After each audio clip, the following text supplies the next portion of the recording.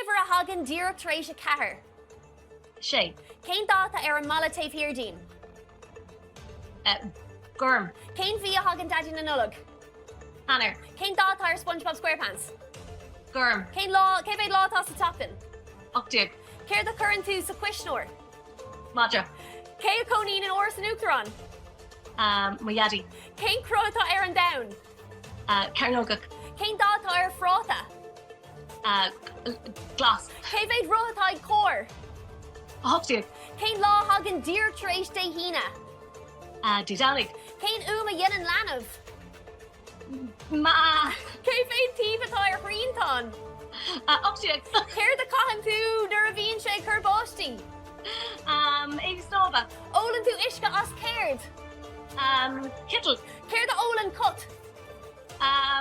Ishkamanaha. Céir dí príomhcar na Franca? Bioclia.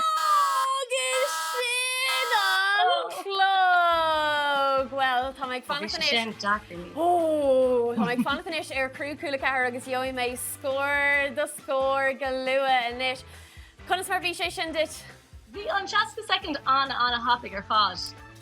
An rééis sé níos dacra nó níos éasca mar ceapú? Bhí sé bhád níos dacra.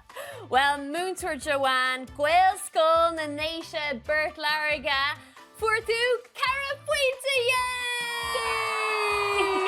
Cógordachas scór anna or the nish. Tá méid chun na múinteoirí seo Múinteoir Póric a bhóga síos an sin Múinteoir Nóra agus Múinteoir Jason a bhóga síos agus féalchart an sin Múinteoir Joanne díreach faoi Múinteoir Brona cara faointe dhéag. Tá súla gom go tú anna bhródú?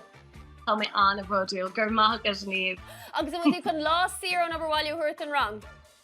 Cinnte, cinnte. Tá súla Tá sé tiltte acu. Tá sé tiltte acu agus sus tiltte agad freisin cógordachas leat Múinteoir Joanne Gaelscoil na nDéise gur mágad slá!